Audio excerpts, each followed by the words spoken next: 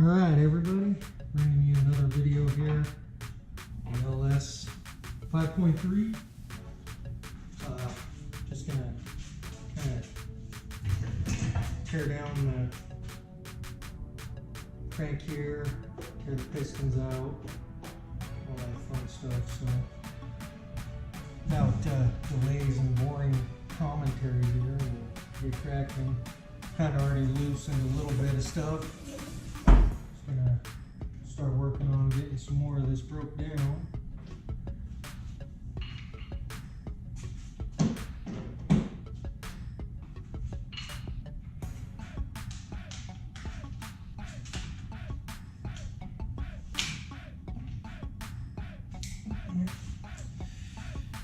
Guess we'll go with the faithful breaker bar here.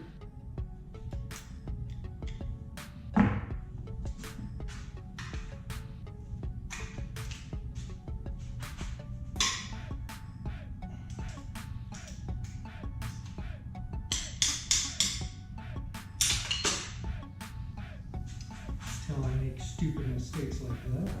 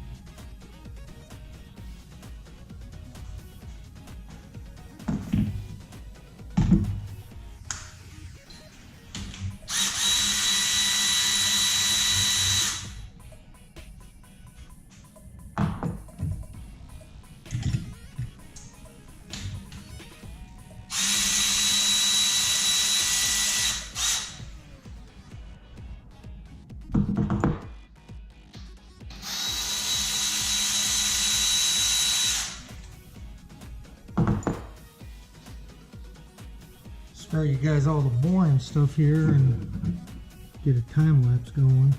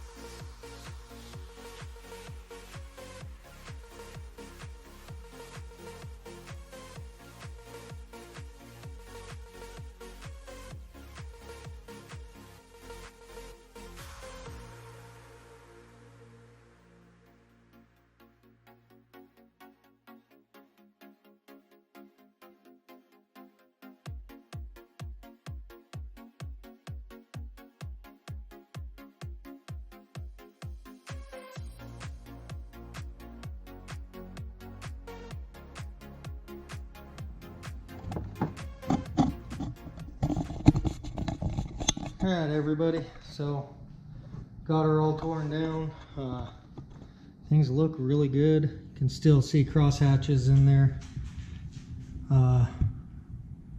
Kind of debating on taking this into the machine shop and just having them surface the decks on it, kind of do a bath, clean it up really good, make it look pretty is essentially all that we're going to do there. Next thing, before I actually do that, or before I make a decision on that, I think I'm going to actually check the piston ring gap, see what they're at, and hopefully they're set up pretty good for boost. If not, I'll make some adjustments on the first and second ring there, and going from there, everything else, the pistons, the crank, all the bearings, everything looks really good on this. So just give everyone a little bit of background here. This is actually first time I've ever tore down an engine. You guys saw some of my fumbles there. That's part of the fun, you know, fumbling around, seeing what you can do, and just having a good time with it. You know, this is just a hobby for me. This is a hobby for a lot of people that you see these videos on YouTube for. You know, they're just doing it, spare time, having a good time with it, and you know, just trying to share some information along the way with everybody out there. So I've pulled all the coolant plugs, the freeze plugs and all that. Pulled that a little earlier.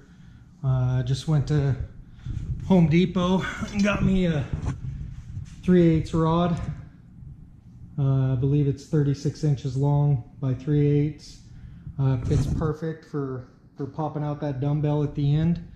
It also fits perfect down the oil journals for the lifters and stuff. So if you guys need a couple of those, I think they're like $6 max at Home Depot.